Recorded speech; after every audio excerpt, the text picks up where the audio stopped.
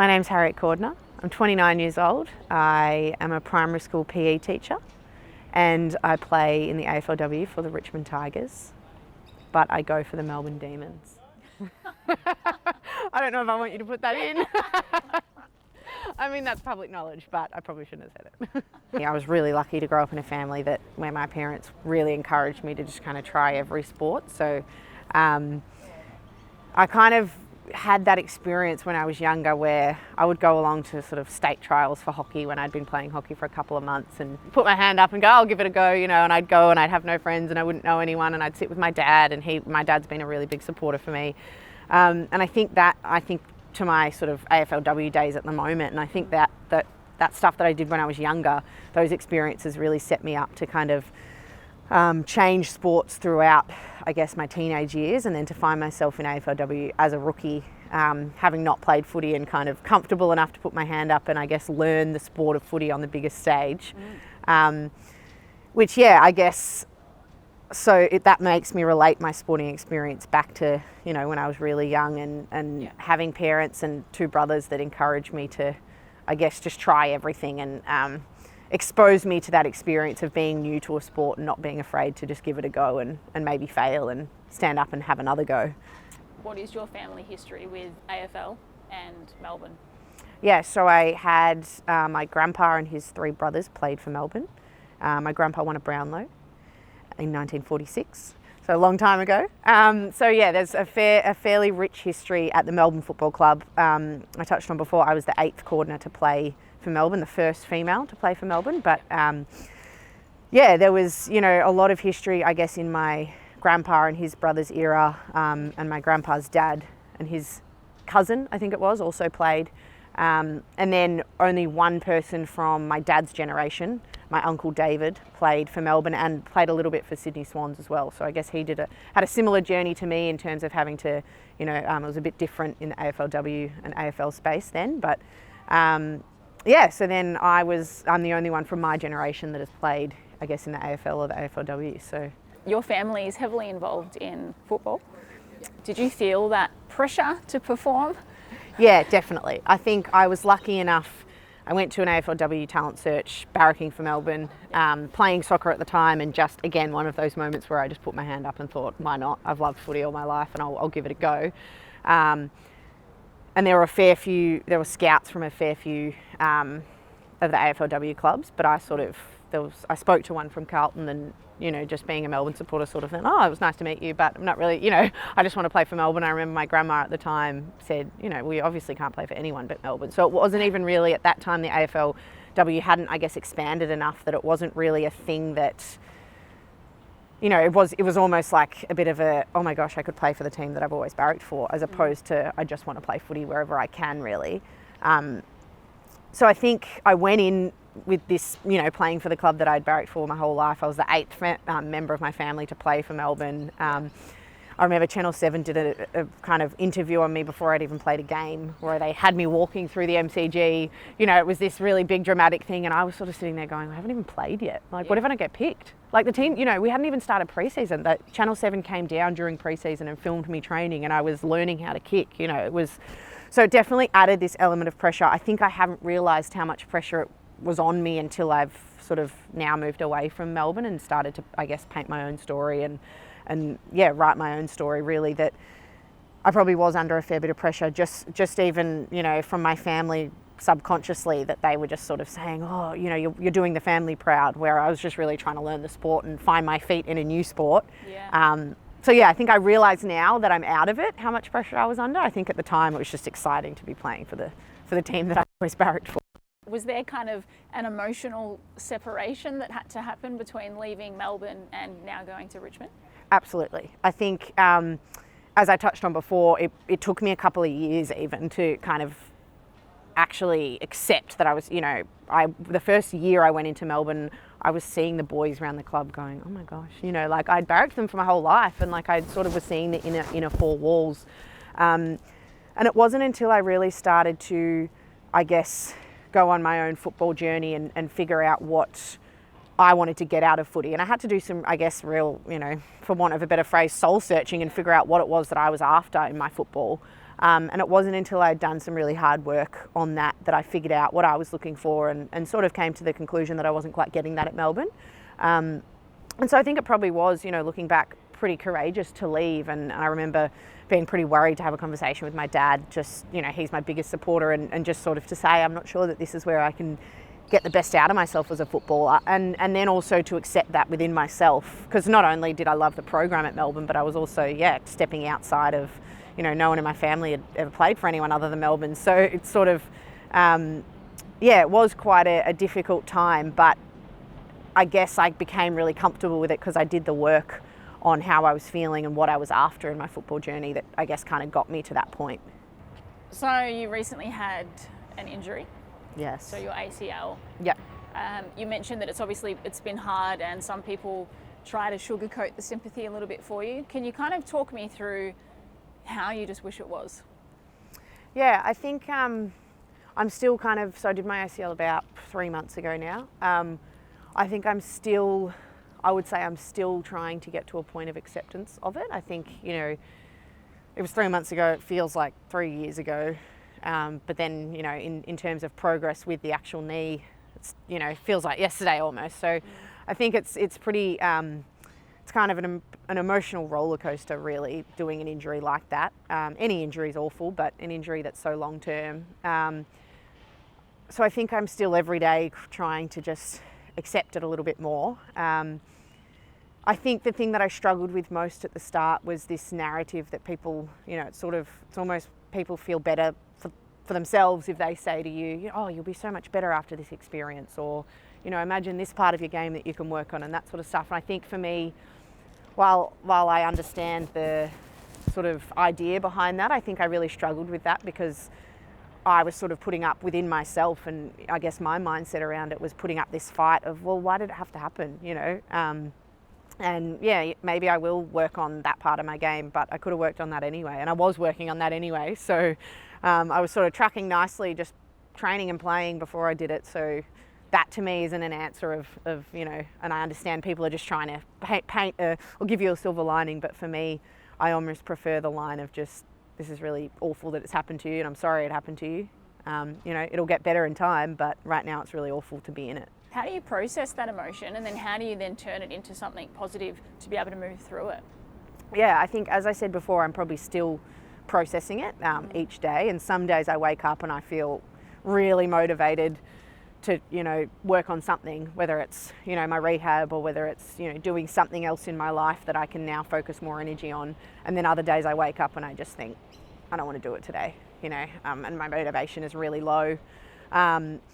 So I think part of that processing has just been letting myself feel whatever it is that I need to feel, I guess. And so, at the start I was pretty determined to just go, oh, I'm going to be so much better when I come back. And whereas at the moment, I sort of had a few people talk to me about, you probably don't even want to think about when you're coming back. It is realistically, it is so far away. So actually trying to live in the moment and live out whatever feeling I'm feeling right now. And some days that is that I'm not doing rehab today because it's just too hard. And then the next day it might be a little bit easier. So I think I'm still, every day I'm processing it. I still haven't come to I still dream about it at night and wake up in the morning and go, oh wait, I've done I dream about playing footy, and then I wake up in the morning and go, oh, I've actually done my knee. Or I still kind of can't quite remember what it feels like to play footy. It sort of feels like a different life almost that I was playing footy. So I think I still would say I'm really in the deep part of processing it, have a fair bit of work to do. Yeah. So I think it's been harder than I thought it would be, though, to be completely honest. I knew it was going to be hard, and I've had injuries before. I had a really bad broken leg when I played soccer, and it was, I was out for 12 months still, but I think it's made it harder being in the AFLW space. Just, I guess, the pressures of, there's contracts, and I was vice captain, and who knows if I'll be vice captain again, and those sorts of things. And then I guess watching your teammates go out and play, and also knowing I'm going to miss the upcoming, so I sort of missed majority of the last season, and I'm going to miss the whole of the next season, and it's sort of, then age is creeping up on you. There are so many factors that kind of are impacting how I feel that, I almost come to the acceptance of one thing I accepted I was going to miss, I missed the 7 games last year, and then the season got changed, and now I'm sort of trying to accept missing the next season. So I think, I would say I've still got a fair way to go, and it's probably surprised me how much it's shaken my resilience. I would say that resilience is something that I have a lot of, and I always have. Probably goes back to some of those, being the new kid at all those sports when I was younger. I think I've built on that, but this experience has really rocked me more than I thought it would. How do you move forward through this? Yeah, I think you're right. I think there definitely is the physical aspect of it and the emotional or the mental, and they play into each other a bit because, not only can I not play footy now, but day-to-day tasks, I guess, are really quite challenging that didn't used to be. So just doing things like, I'm back at work now, but that's pretty exhausting to go to, to stand up on my feet all day and teach a bunch of kids. So I think then that sort of plays on you mentally, because you get in the car after a day of work and you go, oh my gosh, like it's really difficult. Whereas I used to be able to, train for 2 hours go to work and then come home and train for 2 hours on the track and then go into the gym for an hour. And, I felt like I was unstoppable almost. And now just walking up and down the stairs is really difficult. So I think they play into each other a lot. But I think as an athlete, the physical challenges we're used to and we really embrace. And it's probably, we're starting to learn as athletes. I think society is starting to sort of pick up on the mental side of being an athlete and how debilitating it can be if you are struggling mentally, but also the power of the mind, I guess. So part of that stuff that I'm doing to try and help myself work through it is doing a lot of mindfulness, working quite closely with a psychologist, being pretty open about how I feel, but also, I guess, leaning on people like that. And I guess if I'm going to take this as an opportunity to work on any part of my game, it's probably going to be the mental side, which is because I'm not, the physical side I will get back when my leg's ready to heal, I guess. But I'm sort of trying to make the most of this time mentally, because I'm hoping that also once I get back physically, if I can make my mind stronger, that'll help me as a footballer too. But it's also going to help me through this journey. That would probably be my next question, is what does it take mentally to be an AFLW player? Yeah, it's been a massive, as I touched on before, I've done heaps of sports and I've come from a sporting family and all that sort of stuff, but the pressures, I guess, of playing, not only learning the sport on the biggest stage, but playing on that biggest stage have been massive. And I think it's not until you probably take a step back from it and realise those mental or, those emotional pressures as well that you're under. And I found it's been really important. I've touched on a couple of times, my dad and my mum are both massive supports for me. I found it's been really important to have an outlet, someone to talk to about the experience and about what you're struggling with. I think that's been a thing that I've gotten better at since I was picked up by Melbourne, is talking about when I'm struggling. I think at Melbourne, and partly because of the history that I was playing into within my family, I was pretty big on, I'm just loving the experience and it's all really, it's all amazing. But, there were games that I didn't get picked for, there were injuries that I had, there were games where I didn't feel like I played well, there were struggles with the role I was playing, there were so many elements that I did struggle with, and I just wasn't bold enough to put my hand up and say, hey, I really am struggling.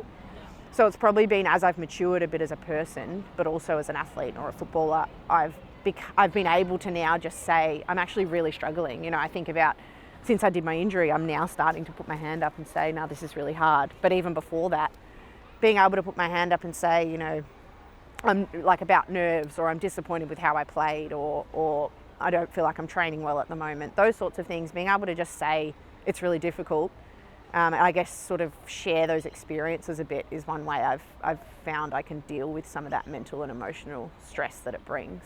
What's some of the best advice that you've been given through those sorts of hard times? I definitely think back to an ex-coach who spoke to me about owning your experience. So I think while I was at Melbourne, I went through some of this and spoke to him when I sort of was thinking about leaving, and a lot of it was around owning your experience and I guess taking a lot more ownership of what you want to get out of it and what you want the journey to look like, I guess. And I think especially in the AFLW space or in elite sport, you can often sort of get to that point at the top and not sort of put any more effort into how you want it to look. It's sort of, I've made it here and now I'll just go through the motions and train and play and get better as an athlete, but maybe not sort of really think about the bigger picture the whole experience and what you want it to be. And so he really challenged me on we went through sort of 3-4 months of back and forth emails and some challenging questions where he challenged me on what do you want to get out of, what do you want, when you finish playing footy, what do you want to look back on and think about? And I identified a lot of the stuff that I wanted out of my football was sort of the connections and the relationships, and a lot of it was about how I wanted the experience to feel. And I'd sort of gotten to the point in my career where I was focused on the outcomes rather than, I guess, the journey of the experience, which sounds quite cliche, but I did do a fair bit of work on how I wanted it to feel. And then through that process, identified, that I'd move clubs and I'd end up at Richmond.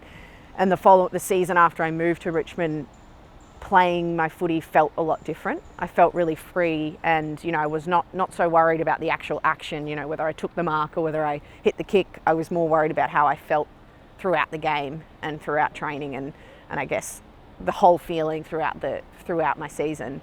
So it was it was like a weight off my shoulders almost. So yeah, his advice I think has been one that I constantly go back to, and I've sort of started revisiting some of those questions throughout this injury and going, I guess this experience or this part of the journey is going to look pretty different than I thought it was going to, but what do I actually want to, how do I want it to feel? And sort of revisiting some of that. So I think that was probably really, really strong advice that I'm still calling on now. Who was that, if you want to give him a shout out? His name's Damien Keeping, or we call him Damo. So he was my head coach at KCVFL in my first couple of seasons. Yeah, he's a legend. Yeah. The slogan, not for the faint-hearted. So you mentioned that when you come across Stitch Untitled, that was one of the things that stood out to you. How does that resonate with you? I think what I liked about the slogan was, not for the faint-hearted. It's not for people that are going to give up easily. It's not for people that, it's for people that welcome those challenges. And I think I've always been someone, I've touched on it a couple of times, who does welcome those new experiences, welcomes the challenge of meeting new people or of trying something new.